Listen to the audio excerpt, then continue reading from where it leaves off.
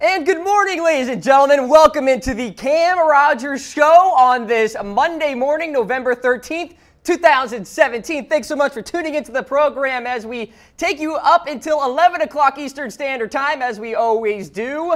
And we have a fun program on tap. I am Cam Rogers, and let's take a look at what we got going on here today. We are talking about the college football playoff to start things off here in the opening rant. I'm giving you my top 6. So I am projecting the rankings that will be revealed tomorrow here on Chat Sports at 9 o'clock Eastern Time. Later in the program, we have legendary broadcaster Kenny Albert. Very excited for this conversation. Kenny just called the Buffalo Bills versus New Orleans Saints game. I'm going to talk a little bit about the Saints and Bills, little New York Knicks and NBA action as well. Looking forward to chatting with him at the 15-minute mark. At the 30-minute mark, Butch Jones replacements. Who will be coaching for the Tennessee Volunteers in 2018? Of course, if you didn't hear, Butch Jones has been fired. He is gone. So with that, we have some potential replacements coming up later in the show. Then at the 40-minute mark, talking about fantasy football waiver wire help. So it's getting into the fantasy playoff push, if you will, and the waiver wire is more important now than ever before. So I'm helping you out. I'm giving you some names that maybe you should stash away, some handcuffs, etc., as you make that playoff push. And in the final word, Ben McAdoo is getting fired today. That is not a factual statement. It is a very strong, opinionated statement by me, but I am very confident in that Ben McAdoo will no longer be the New York Giants head football coach come tomorrow morning. Just saying. I'll explain why later in the show. So all of that coming up today. And of course, we are completely live, ladies and gentlemen. So we want you throwing in your comments, your reactions, etc. in terms of the many topics that we discuss here on the show today. Maybe you have some questions for Kenny that you want me to ask him. Maybe some replacements for Butch Jones in Tennessee. How about some thoughts on what was a wild college football Saturday? So we'll talk about that right now. So what occurred on this past Saturday was a lot of things. And you had some upsets. Of course, Notre Dame going down was a big one. Oklahoma continued to roll. They took down TCU. Georgia falling to Auburn in huge fashion in Auburn. So a lot of stuff went on, and that means the committee has their work cut out for them tomorrow night. And it's a lot of fun for us in the media and, of course, you, the audience, because there are so many possibilities in terms of where all these teams will fall. How far will Georgia go in the rankings? How high can Auburn go in the rankings? Heck, can Miami be the #1 team in college football?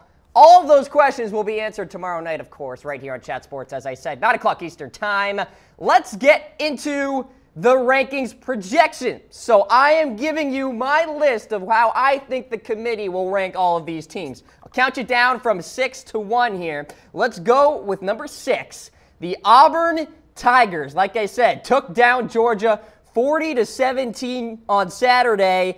They have an opportunity to create serious chaos, ladies and gentlemen, by beating Alabama in a couple weeks in the Iron Bowl. Next week is Louisiana Monroe, so we kind of throw that out the window. It's going to be a win. Really what you need to look forward to for Auburn is a couple weeks when they battle Alabama, a team that has struggled in terms of injuries, especially at the linebacker position. They lost 2 linebackers a couple of weeks ago against LSU, and that has shown most recently against Mississippi State, where they gave up a good chunk of yards there in the secondary. So before I get to Alabama, Auburn Tigers, Jarrett Stidham, Kerryon Johnson, they're playmakers, and they showed it against Georgia. And you look at their 2 losses as well, Clemson and LSU, really not all that bad. So you can kind of combine those 2 losses into like one loss, if you know what I mean. Like, these are 2 obviously good storied football teams. Clemson, of course, probably will be inside the top 4 come tomorrow night, so you can kind of look past that loss. And if Auburn takes down Alabama in the Iron Bowl and then beats Georgia again in the SEC championship game, they're going to the college football playoff. Simple as that. So they can't be caught looking ahead to Alabama this week, of course, when they have Louisiana Monroe. So let's say they beat Louisiana Monroe, okay? They take down Alabama. Then they play Georgia. I would argue, if they beat Georgia, that the victory over the Bulldogs would be more impressive than the victory over Alabama. Why is that? Because it's so hard, especially in football, to beat a team twice in one season. Because football is all about deception. It's all about making adjustments and utilizing the tape that you have to improve upon the next game. And in a neutral site, with Georgia having an opportunity to kind of self-scout and look ahead to an Auburn team and improve from there, it would be super impressive if Auburn beat down on Georgia yet again. It would be ultimately impressive if they did it in the same fashion that they just did, beating Georgia 40-17. So for the Auburn Tigers, I think things are looking up. They could be the first two-loss team to get inside the college football playoff. It's never been done before. So Auburn with a great opportunity to do that. I will mention just on the outside, and Ohio State, they still have an opportunity as well with 2 losses. It's a tougher road for them because of the chaos that's ensuing in the Big Ten East. It looks like all these teams are just cannibalizing each other in that division. But still a possibility for Ohio State as well. But I will say Auburn checks in at number 6. Moving along here to number 5, the Wisconsin Badgers. And I will preface this discussion by saying, folks, again, I'm putting my mindset into the mindset of the committee. This is not me. This is me trying to be the committee right now. And I don't think they're going to give Wisconsin much respect again this week. Yes, they beat down on Iowa 38-14. Iowa was a ranked team in that game. They probably will no longer be ranked come Tuesday night. But I don't expect a lot of respect from this committee until we get to the Big Ten championship game. Although you look ahead to this week, they take on a Michigan team that is not yet ranked, but I think they will be come Tuesday night. If they can take down Michigan, obviously that would be big for their resume because right now Wisconsin has 2 wins against teams currently ranked by the committee. Of course, Iowa, like I said, and number 25, Northwestern. So their Big Ten opponents are a combined 31-39. So all those Wisconsin Badger fans out there are saying, what the heck, why is the committee not giving us any respect? That's exactly why. You look at the entire body of work, and the record stands at 31-39 in terms of Big Ten opponents this year. Now, like I said, a win over Michigan, likely top 25 this week, will help them. But I think the jury is still going to be out on this team until the Big Ten championship game, which will probably be against Ohio State. And Ohio State obviously is going to have a lot to play for in that game because they probably will still feel that they can get into that top 4 if they do indeed take down the Wisconsin Badgers. And there was a debate last night in one of the programs featuring the rankings in that an undefeated team should be inside the top 4 right now. That's just not how the committee looks at it. This is not the AP poll. This is not the coaches poll. The committee looks at resume more so than record. They see that 0 in the record column, and they don't weigh it as heavily as an AP poll would. It's just a fact. So Wisconsin there on the outside, just barely looking at number 5. Let's get into number 4 here. Oklahoma taking down TCU 38-20. Could possibly see those Horned Frogs again in the Big 12 championship game. You're going to see a theme here with a lot of the games coming up for these top teams. Not tough opponents. Kansas coming up for the Sooners. That's going to be a victory. So for Oklahoma, they're sitting pretty right now, and there is an argument to be made that they should be as high as number 3. But again, I'm looking in the committee's eyes right now, and I'm seeing them at number 4. Road wins against Ohio State and Oklahoma State, great for the resume. 3 total wins over top 25 teams, and like I said, could be playing TCU in the Big 12 championship game. And same logic as with Auburn, taking down a team that you play twice in a season and doing it again that second time, obviously very, very impressive, very tough to do. So if Oklahoma does indeed do that, that would seriously just put them far up in the top 4 that they have nothing to worry about. Something to worry about, though, with Oklahoma, folks. Defense, 97th in the FBS in yards per play, 69th in points per game. And this one is the worst one in my eyes. They're 81st in touchdown to drive percentage.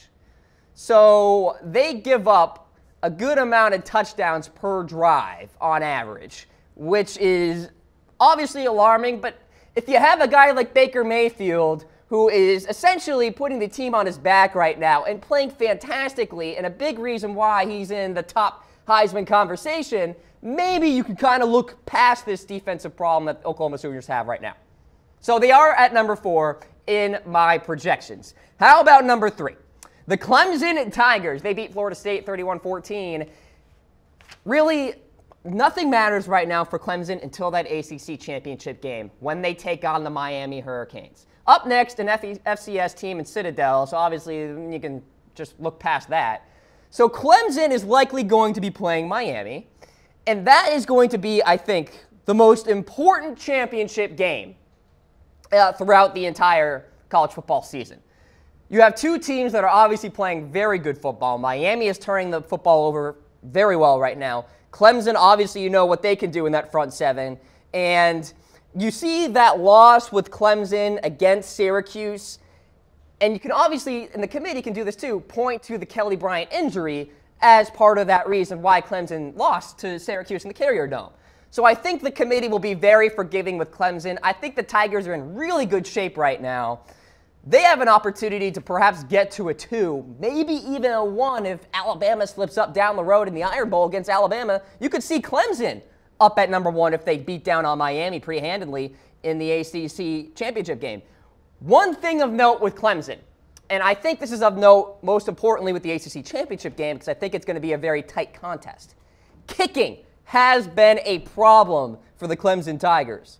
So they lost their starter, Greg Hugel, earlier this year. Alex Spence is now the kicker, and he's made only 5 of 10 field goal attempts since replacing Hugel. The Tigers are 0 for 5 on attempts longer than 30 yards. And that's the most such misses without a make by any FBS team during that span. What does that mean? Miami plays tight games. Clemson's going to need its kicking game to be on par with Miami's. And if it's not, and clearly it's not right now, the Clemson Tigers are in danger of losing to the Miami Hurricanes in the ACC championship game. And part of me, as I say this, wants to pick Miami to win that game. So Clemson at number 3. How about the Miami Hurricanes? I just talked about them. At number 2, a real shot at being at number 1. Just an absolute slaughterfest against the Notre Dame Fighting Irish, 41-8. I think Miami is ready to compete in the college football playoff. They have Virginia coming up this week. Obviously not a big-time game for them, but they can't look ahead. No trap games or anything like that. Can't slip up. But Miami has been fantastic in turning the football over. They have wins over Virginia Tech and Notre Dame, as I said. Obviously very impressive at that. And I guess the doubters could say Georgia Tech is the only other Power 5 opponent Miami has beaten that is over 500, but still the way in which Miami beat Notre Dame, I think, is very noticeable. Now, the problem with Miami, talking about weaknesses, red zone offense. They rank 93rd in the FBS in red zone touchdown percentage at 56%, and they're 120th in goal-to-go touchdown percentage, 57%. So they have to do a lot better inside the 20s if Miami really wants to compete with an Alabama, a Clemson, etc. But the Hurricanes there at number 2. Finally, number 1, the Alabama Crimson Tide beating Mississippi State 31-24. And for Alabama, they have FCS Mercer coming up here. Obviously, again, a team that Alabama doesn't have to really stress about too much. But obviously, after that, with Auburn, they should be scared. Now, I mentioned injuries with Alabama. Sean Hamilton, Mack Wilson were lost to injuries back in that LSU game in the 24-10 victory. And in this recent Mississippi State game, they trailed Mississippi State for 23 offensive snaps. And they've only trailed for a total of 6 snaps entering that game. So you could see the losses there in, if you will, that intermediate level of the defense with the linebackers clearly carrying some weight at this point.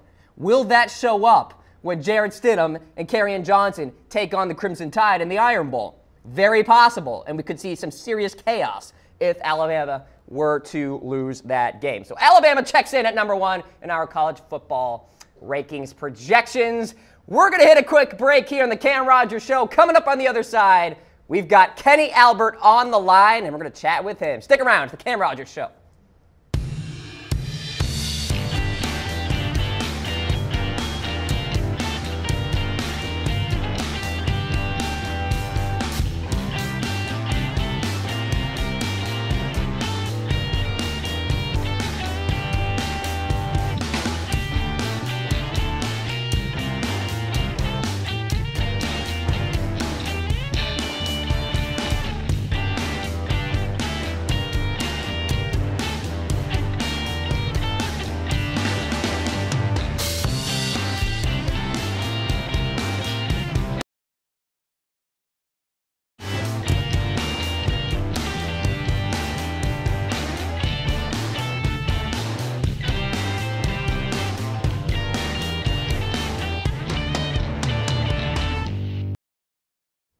Hey, folks, welcome back to the Cam Rogers Show on this Monday morning. Very excited to say we have Kenny Albert on the line right now, legendary broadcaster at that. By the way, the only broadcaster to be currently calling all four major sports right now. Kenny, thanks so much for taking the time, sir. How are we doing? I'm good, Cam. How are you? I'm doing fantastic. And Kenny, of course, you just covered the Saints versus Bills yesterday. And that was just a straight up rout and something that obviously many people did not expect. How surprising was that outcome for you, just being there? Well, you have to be really impressed with what the Saints have done. I've seen them 3 times this year now, and they've been road victories each and every time in Carolina, in Green Bay, and now in Buffalo. And with the Bills getting off to the 5-2 start, had a little bit of a hiccup last week against the Jets, but they had been 4-0 at home, so we weren't expecting a blowout, which is what it turned out to be yesterday. But from a Saints standpoint, this is certainly a much different Saints. The way they win games, a lot different than what we've seen over the last 12 years under Sean Payton and Drew Brees.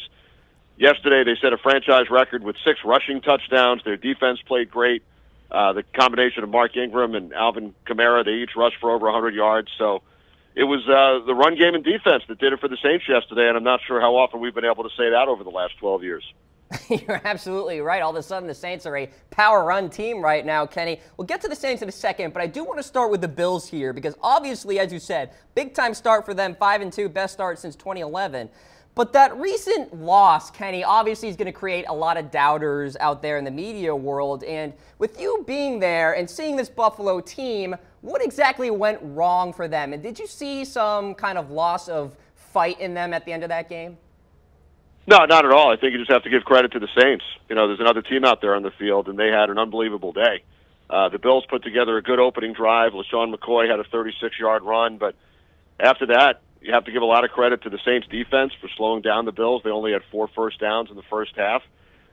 We saw Tyrod Taylor go to Kelvin Benjamin 3 times early. He only caught 1 of the 3 his first game after coming over from Carolina. But I think you have to give all the credit in the world to the Saints, what they were able to do, like I said, with their run game and their defense. And sticking with the Bills here and talking about the overall AFC playoff picture at this point, Kenny, really seems like it's Patriots, Steelers, Chiefs, then a bit of a drop-off, and it's a little watered down at the bottom. So as we stand right now, the Bills are actually still very much in the mix in the AFC playoff hunt. Do you still see this team hanging around in contention to the end? Well, I like what Sean McDermott's done, the program that he's put in place. I think if you told Bills fans before the season that they would get off to a 5-2 start, they would have signed up for that in a second.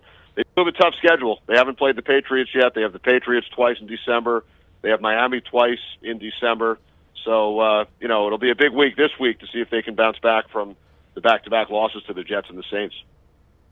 The Saints are just absolutely on a tear. So it's 7 straight for them right now. They started 0-2, so obviously they turned it around with some adversity. And Kenny, I'm sure you remember the storylines with Adrian Peterson and the sideline kind of exchange with Sean Payton. Now, all of a sudden, they found their 2-headed monster, if you will, with Mark Ingram and Alvin Kamara. Just how impressive were they just watching them yesterday against Buffalo? Yeah, absolutely. And Kamara, we could be looking at the Rookie of the Year in the NFL. When you take a look at what he's been able to do, they signed Peterson in the offseason before the draft. Then they wind up drafting Kamara in the 3rd round. Peterson had his struggles in New Orleans, wasn't getting the ball much. I did his first game out in Arizona. He was tremendous, rushed for over 100 yards against the Bucs. But the Saints, and their offensive line's a big story. When you look at the 5 different combinations that they've had to start with this season. Senio Kelemete has been sort of the 6th man of the year, to use the words of my partner, Rondé Barber. He's come in and played at so many different positions. Teron Armstead and Larry Warford were questionable this week, but they both were able to start yesterday and go the distance. So I think you have to give a lot of credit to their O-line as well.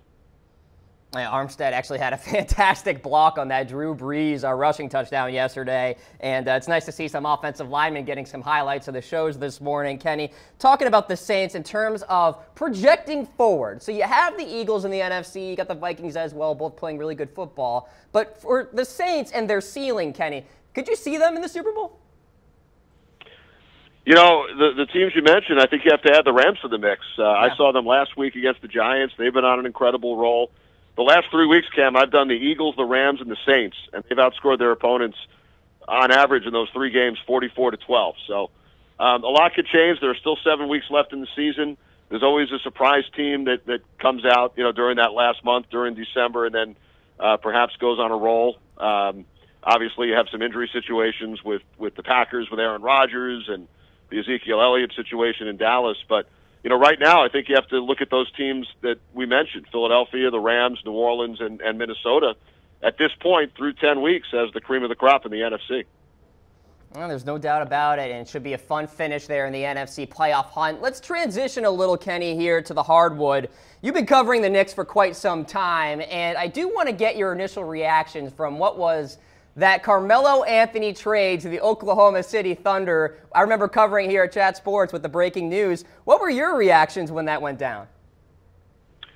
Well, I think looking back, the Knicks did a terrific job in bringing in Enes Kanter and Doug McDermott. They've both been huge factors in the 7-5 start that they've gotten off to. So you have to give Steve Mills and Scott Perry a lot of credit for bringing in Kanter and McDermott from Oklahoma City. Kanter's had 3 games with over 15 rebounds. McDermott had a 20-point game last week. He's one of the best pure shooters in the NBA. So just looking at it from the standpoint of who the Knicks got back, I think they did a terrific job, and off to the 7-5 start over the first 12, and they have a big one against Cleveland tonight. Big one indeed. And hey, I know it's early, Kenny, but the Knicks are floating around there in the Eastern Conference. So let me ask you this. Can they make some playoff noise towards the end of the season, or should we kind of take a step back a little bit?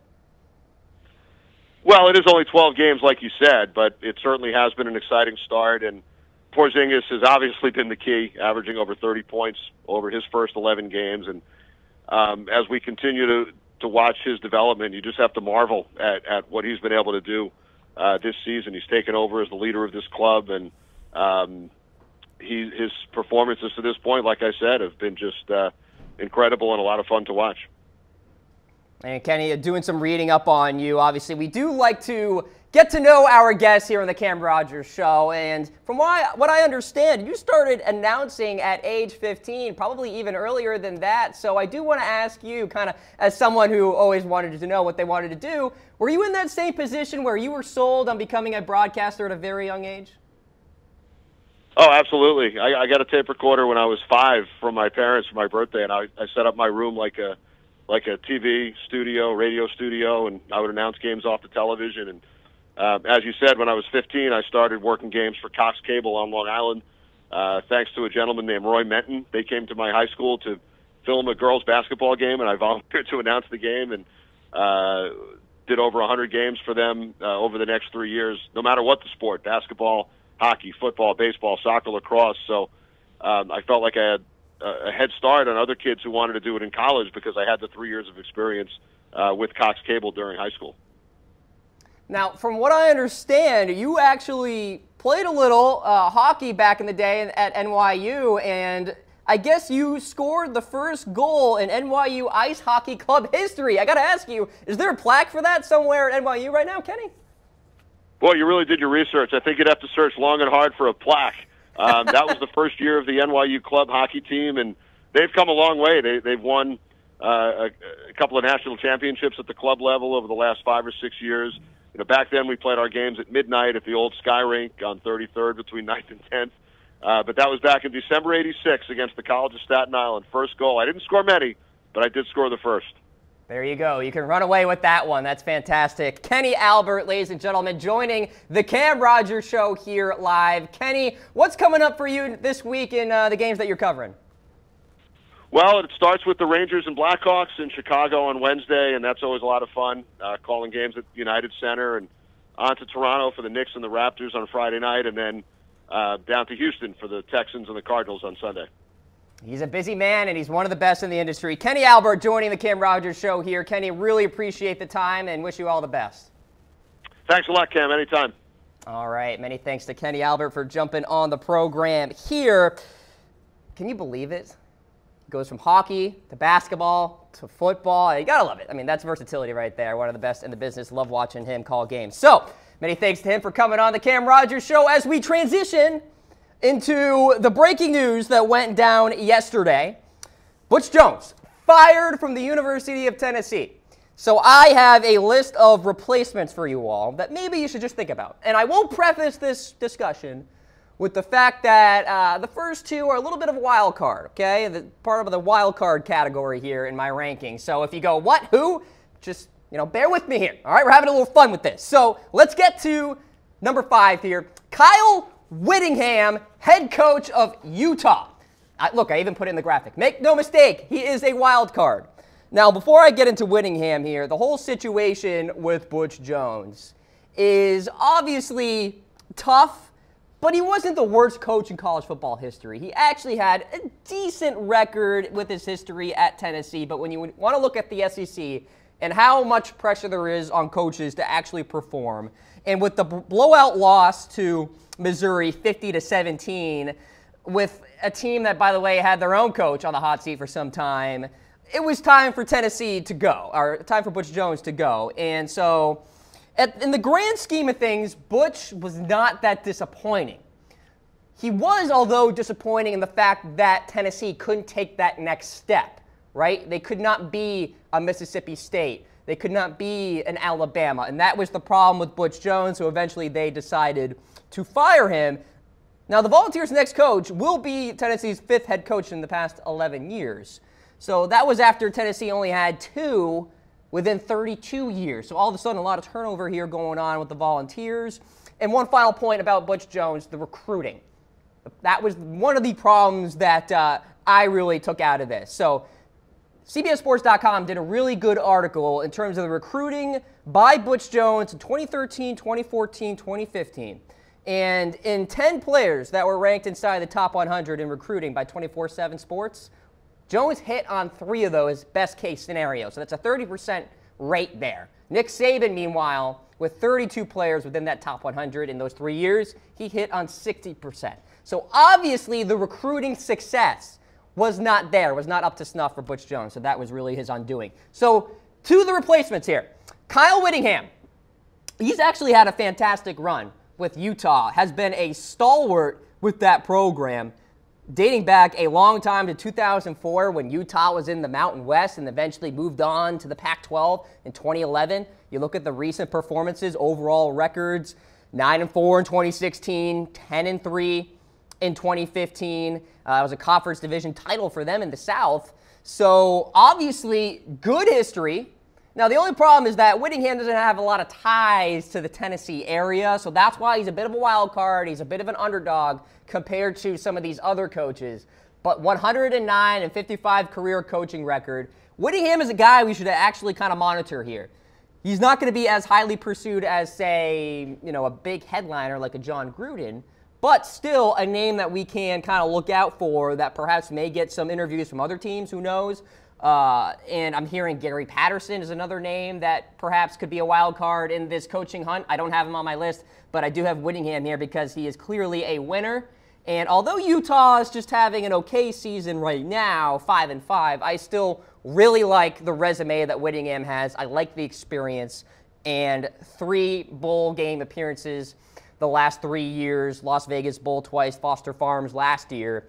And so Whittingham is a name that perhaps we should monitor going forward. So there you go. He's at number 5. How about number 4? Again, another wild card. Greg Schiani, defensive coordinator for the Ohio State Buckeyes. He's a smart, no-nonsense coach. I understand it was a debacle in Tampa Bay. But look past that and go to his performance at Rutgers. And Rutgers was basically a program that was down in the dumps.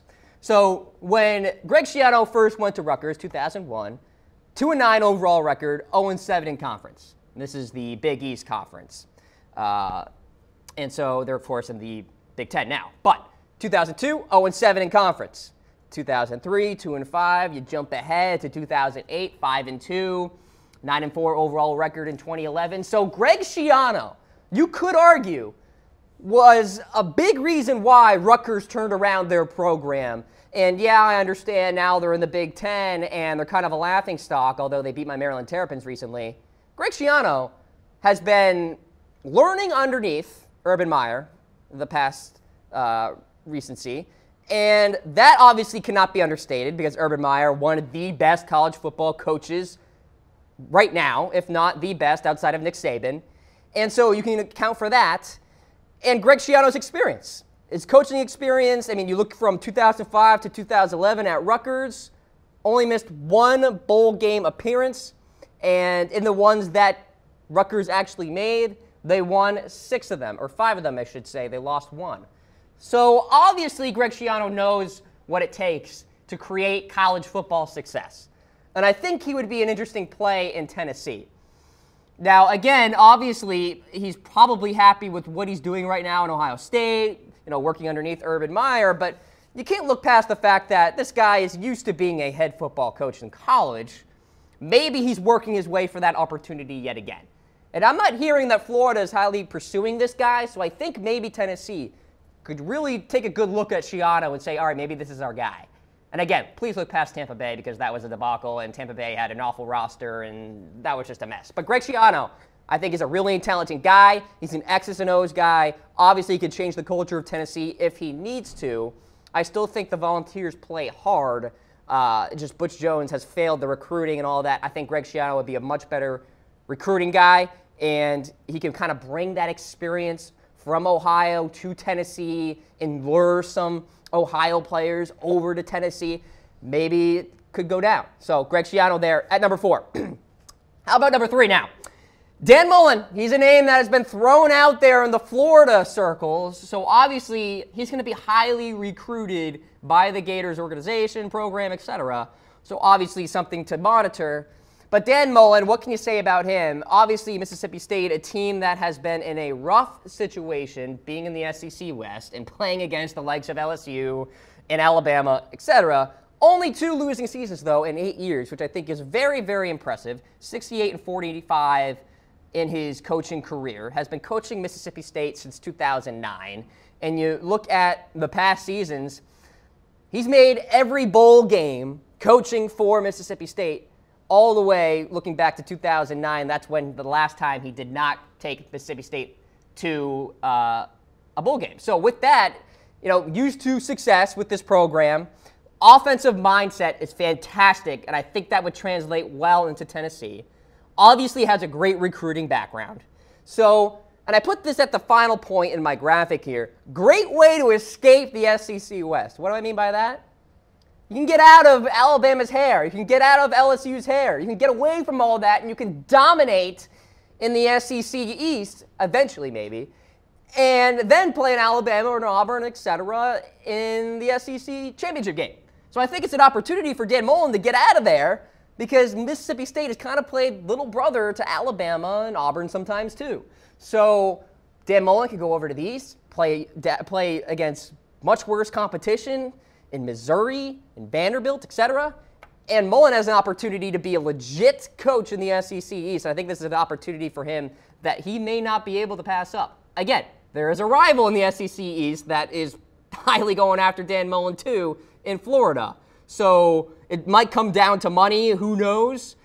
Obviously, there's a buyout option with Butch Jones and all that. But at MSU, Dan Mullen is currently making around $4.5 million. And you would think that the Volunteers could and would pay more than that.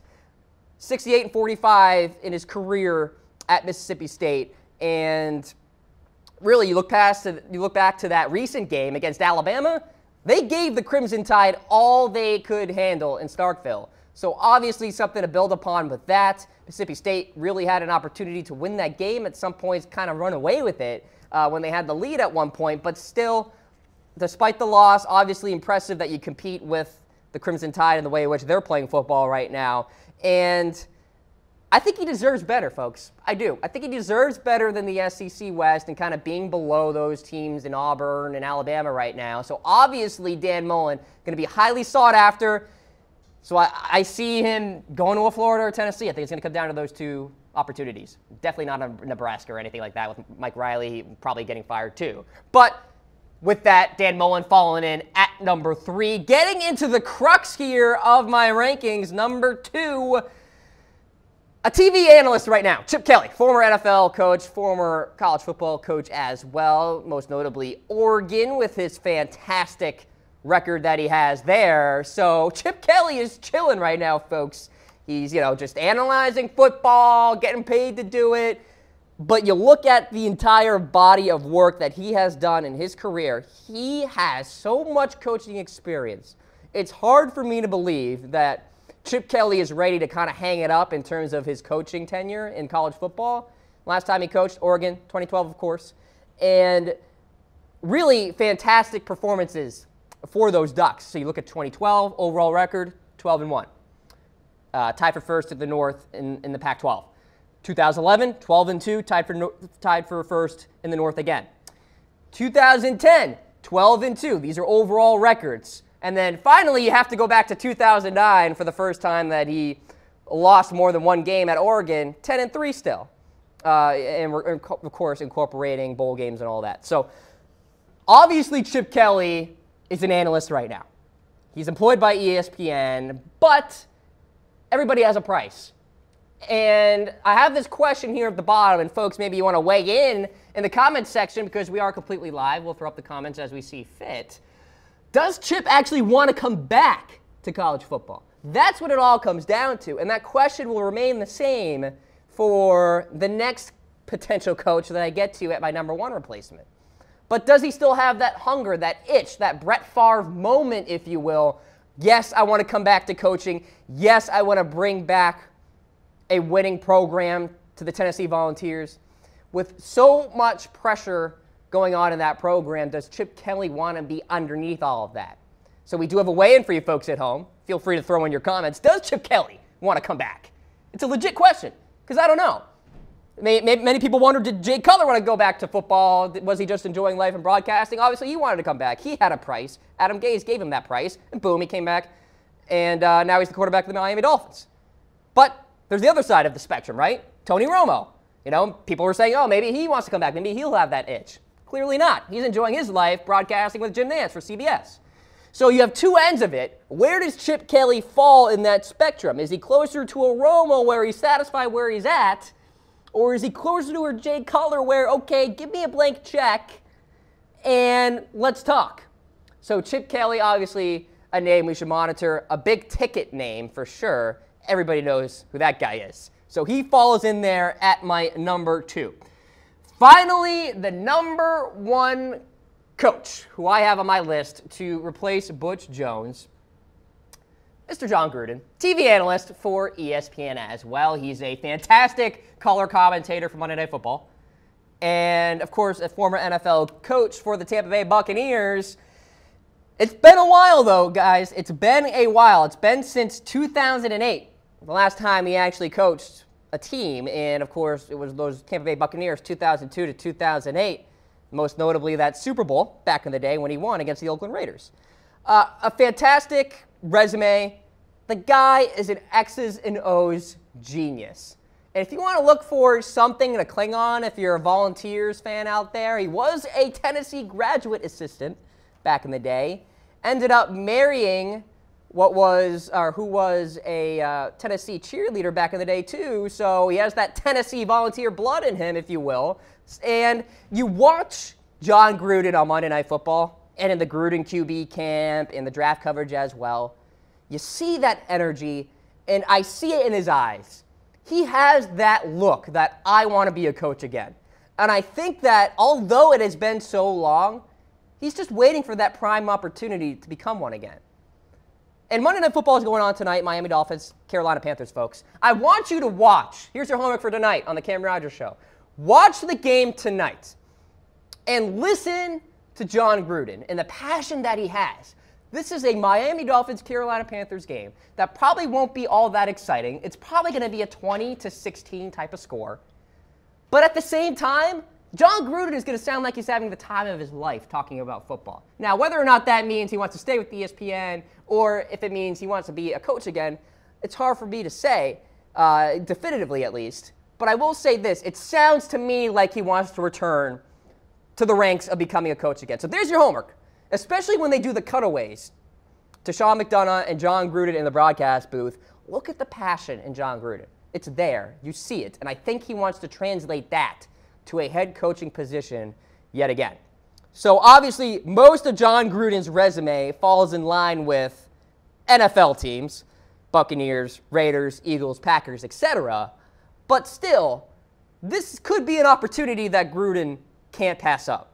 If Tennessee really pulls out all the stops to try to get him to be the head coach there, there's possibly an opportunity for Jon Gruden to say, okay, I can't pass this up. All right, I'll take this job. So Jon Gruden is my #1 coaching candidate to replace Butch Jones. How about you folks? Weigh in. Who should the Tennessee Volunteers hire as a head coach? And I'm looking at the preview here on my monitor, and I'm seeing a comment, and I'm like, why is everybody saying this? All right, let's bring it up.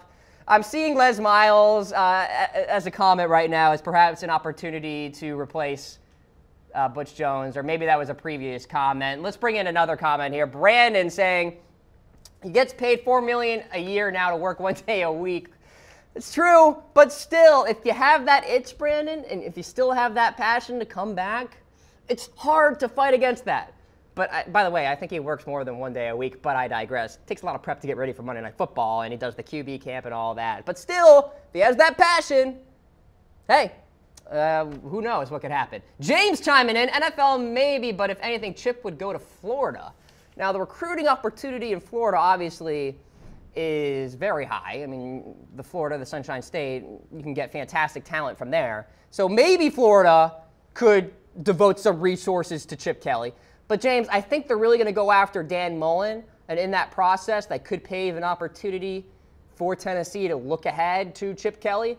But, certainly possible that Chip Kelly could make his move on over to Florida as well. Scott Frost is a name we haven't mentioned either. And I didn't mention Frost on purpose because I think he, too, is going to be highly sought after by Florida, maybe even more highly than Dan Mullen, just because of, obviously, the ties to Florida that Frost has and the recruiting opportunity there. Heck, maybe some players from UCF transfer on over to the Gators. Who knows? So a lot of opportunity there. So Scott Frost, obviously a name that we didn't mention, but somebody that we should keep in mind. So there you have it, my top candidates to replace Butch Jones. Just to recap here, if you're just tuning into the Cam Rogers Show, we've got 5 through 1. Kyle Whittingham, head coach of the Utah Utes, and then Greg Schiani, defensive coordinator for Ohio State. Again, 2 wild cards, but possibilities. Dan Mullen, head coach of Mississippi State. Chip Kelly, on-air personality, but obviously a fantastic coach in his own right. And finally, Jon Gruden at #1. I would love to see him back in coaching. I enjoy watching him on the broadcast of Monday Night Football so much, but I think having him back in coaching would be such a great thing for college football. It would be such a great thing for the SEC East as well. So, Jon Gruden, we'll see, Volunteer fans. He could be your guy as the next head coach for Tennessee. All right, that's your coaching hot board for today. Transitioning now into the NFL here. And, of course, the playoffs are heating up. The playoff race is heating up in fantasy football circles. So with that, I'm here to help you. I'm giving you some waiver wire options that you should be looking out for and that you should be adding on to your rosters come tomorrow. And there are some interesting names here. It wasn't a, shall we say, heavy waiver wire weekend. Not a lot of injuries, not a lot of all that stuff. Opportunity changes, snap changes, etc. But still, there's some good names here. And we're going to start off with one that obviously pertains to injuries. The Green Bay Packers, Jamal Williams, running back. So Aaron Jones got hurt in that game yesterday. And Ty Montgomery re-aggravated his ribs as well. So both those players went out in that game. And Jamal Williams was, let's put it nicely, uninspiring in his 20 carries that he had. But still, a lot of times in fantasy football, it comes down to opportunity. And it's very possible that Jamal Williams will have that opportunity this week against the Baltimore Ravens at Lambeau. The Ravens, oddly enough, have not been very good against the run. And it's tough for me to say as a Baltimore Ravens fan, even with Brandon Williams there at nose tackle, they've given up some gushes of plays, if you will. So Jamal Williams has an opportunity to be the featured back for the Green Bay Packers. It's a mess in the backfield for the Packers right now. Injuries and the splits of carries, most notably against Detroit on Monday Night Football, where it was like Williams with 5, Jones with 4, etc. But if Williams is one of 2 running backs on the active list for Green Bay, and if Jones and Ty Montgomery miss this coming week against the Ravens, obviously Jones is the guy you should be picking up and perhaps starting if you're in deeper leagues, 12-team leagues, 14-team leagues, or if you need some bye week help.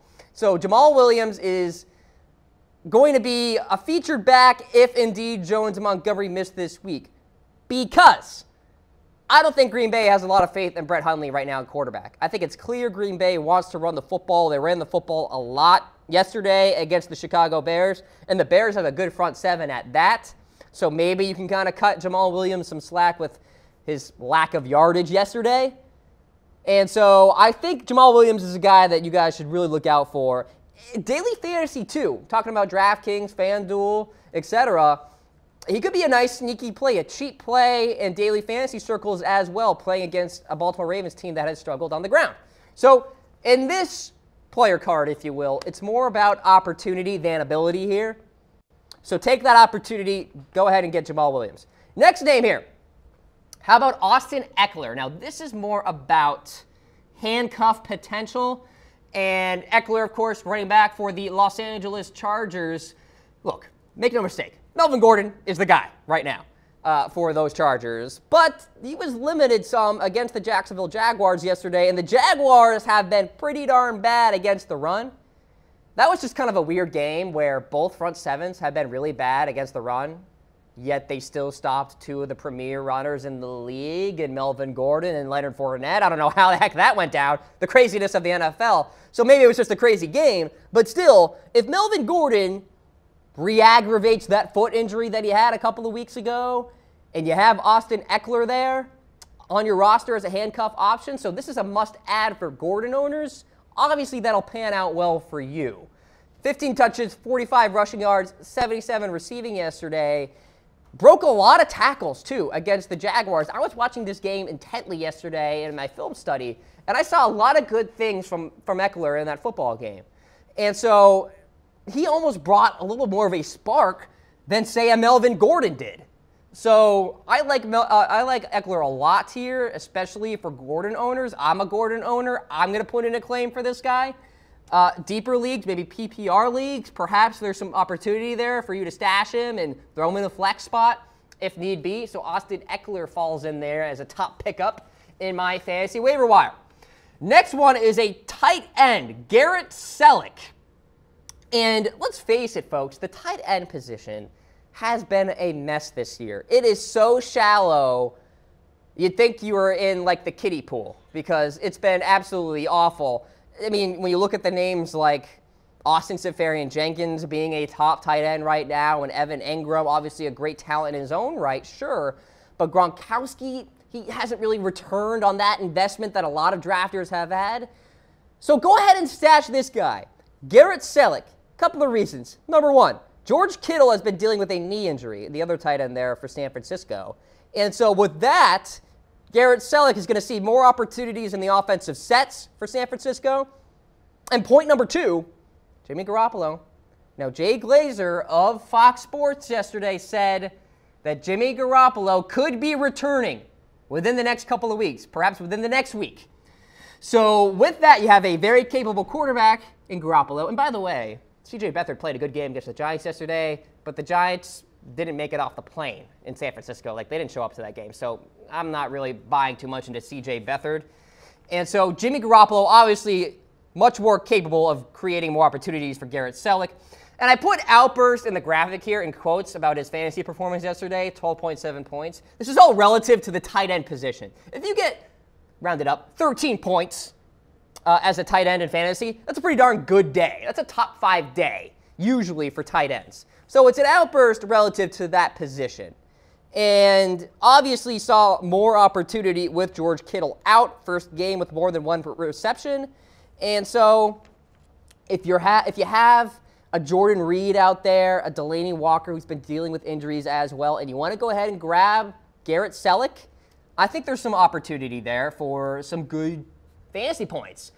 And so you look at the 49ers schedule coming up. So again, I will say this. Garoppolo playing at quarterback is the biggest factor in my eyes as to why Garrett Selleck should be picked up. But in the coming weeks for the San Francisco 49ers, so they're going to be off next week. And then the following week, they're going to be playing the Seattle Seahawks. They're going to be playing the Chicago Bears, Houston Texans, Tennessee Titans. Some of these teams, believe it or not, have struggled in the secondary, have struggled against tight ends.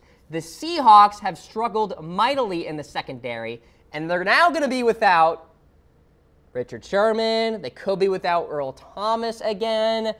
Heck, they still have Jeremy Lane, who failed a physical when they tried to trade him, and now he's still on the team. So there's going to be some passing opportunity there with Jimmy Garoppolo against those Seattle Seahawks at home. Garrett Selleck, a guy that really, daily fantasy, season-long, even 10-team leagues, perhaps a stash there for you folks out there. So Garrett Selleck, obviously a name to look out for in the waiver wire. How about this guy?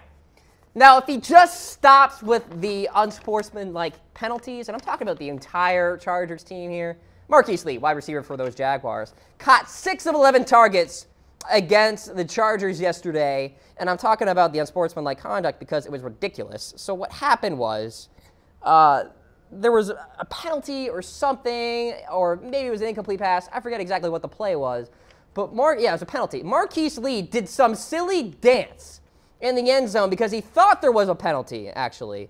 And so he thought he was going to get an opportunity to catch the ball in the end zone. So he did this weird dance in front of one of the defenders of the Chargers. Guess what happened? There wasn't a penalty for pass interference, but there was one on him because of unsportsmanlike conduct. So as long as he's not being a fool on the football field with his silly dances and taunting, he's a great talent. And with Allen Hurns suffering an injury against the Chargers yesterday, that could open more opportunity for Marquise Lee to be a viable starter in fantasy football teams. Blake Bortles, by the way, threw the football 51 times yesterday against the Chargers. They abandoned the run in the second half of that football game. And so with that, if they're going to continue that offensive philosophy, heck yeah, you should be stashing Marquise Lee, especially in PPR leagues. I think he's a great opportunity for you to stack up some points in PPR leagues. Standard, so still pretty good. I mean, he can score some touchdowns. I think Mercedes Lewis is more of a red zone threat than Marquise Lee is, and I think Leonard Fournette is as well, more so in the red zone. But still, in a wide receiver position that has been very unpredictable and that has been decimated by injuries this year, it's all of a sudden really a shallow position. You can look at Odell Beckham Jr. You can look at Julio Jones right now, who's hurting. It's clear. You saw it yesterday. Had a decent game, but it's clear he still has that injury bug. So Marquise Lee is a guy that could have low-end wide receiver 1 potential in my eyes. So that's why I have him as a potential waiver wire stack, if you will. And, he could be a nice pairing with Blake Bortles if you want a couple of cheap plays in daily fantasy. There you go, Marquise Lee. Next name here, Danny Woodhead, running back for the Baltimore Ravens. He's not going to be highly owned if you look him up in your fantasy leagues because he's been out since week 1. Obviously, you know what you're going to get from Danny Woodhead. Great PPR guy. And could return very soon. Heck, as soon as week 11 this coming week against the Green Bay Packers, a team that has struggled against running backs in terms of receptions. So Danny Woodhead, if you want to get ahead of the game, folks, and I'm helping you out right now, get on your phones, get on your laptops, and head on to your fantasy team site and get this guy because I think he's going to pay dividends in the fantasy football playoff hunt, if you will. Final point about Danny Woodhead. Joe Flacco loves his check down passes, or at least Marty Morningweg, the offensive coordinator, loves check down passes, and he makes Joe Flacco make them. Whatever it is, chicken or the egg, Danny Woodhead is going to get a lot of opportunity to catch the ball out of the backfield. It's been so far Buck Allen and Alex Collins right now. Terrence West is no threat to catch the football. If Danny Woodhead comes back, he's going to supplant Buck Allen as that third down back. Heck, as that second down back, who knows? And so I think there's a lot of potential for Danny Woodhead to be a fantastic running back in PPR circles. Again, another good play there in daily fantasy as well. So did your fantasy team win this week? Tell us. I want to know. How'd your teams do? Are you in need of help? Are you on life support right now in the playoff hunt? Here's the story with me. My team name is The Analyst. So obviously there's a lot of pressure on me to win, and it looks like I'm going to lose. I'm going to fall to 6-4. And when you're the commissioner of your league, going 7 years strong with your friends from high school, and your team name is the Analysts, and obviously you're very conceited in terms of fantasy football, it's not a good look when you're one of the lowest scoring teams in fantasy football. That's me right now, and I've gotten lucky. That's amazing why I have 6 wins right now, because not a lot of people have scored against me. So that's the beauty of head-to-head matchups. Tell me, ladies and gentlemen, how your fantasy teams are doing. We'll be tracking those comments throughout the show here. Do you want to wrap up with the final word? Of course, that's fitting, right? Talking about the New York Football Giants. Oh my, it is an absolute mess. And I'm laying down a big-time prediction here. Maybe it's not so big time. Ben McAdoo will get fired today. The news will break today. You're hearing it right here, right now. Start preparing yourselves if you're Giants fans out there. Start looking ahead to the New York Football Giants hot board, if you will, for the next head coach there. Because this team was an embarrassment yesterday. You see some of the highlights there. There's that reception by Marquise Goodwin. By the way, side note, what a story that is. Marquise Goodwin coming into this game, having lost his child prior to birth. And so obviously really a sad, sad story for Marquise Goodwin, and played fantastically for the Niners in that victory against the Giants. So really a tough player, a strong player, a great guy at that. But back to the Giants and the mess that they are. Oh, my God. Where is the leadership from Ben McAdoo right now? There is none. Okay, so I was listening to the broadcast yesterday, folks. And you know how the broadcasters, so the play-by-play and the color commentators, will have their meetings with the coaches, and they'll talk about it during the broadcast? So they talked about how Ben McAdoo said that the Niners are going to come into this game with a lot of fire, a lot of fight, and ready to play. And then they said that McAdoo said about his own team, well, we'll see. He has more confidence in the opposing team to have more energy than his own football team. What? So Ben McAdoo, the Brad Pitt haircut and all, slicked back, it's time to go, my man. It's over.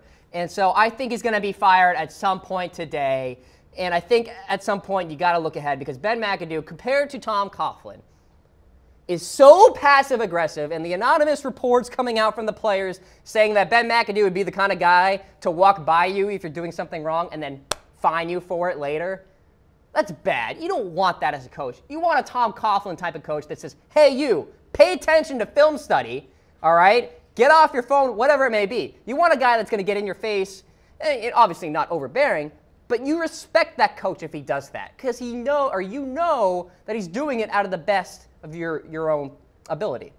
So with that, I think Ben McAdoo has been a train wreck. He was okay for the Giants as an offensive coordinator. It was not meant to be a head football coach. So little energy, and I want to fall asleep when I watch his press conferences. It's that bad. And by the way, 2 weeks ago, couldn't even say what he said to his team at halftime against the Los Angeles Rams. A train wreck. I feel for you, Giants fans. And there you have it. That's the final word. This has been the Cam Rogers Show, episode 28. I will see you Wednesday morning. Mike Annalini of the Tiger Woods Foundation coming on. Talk a little bit about Tiger Woods. Until then, have a great rest of your Monday and a great Tuesday. We'll see you.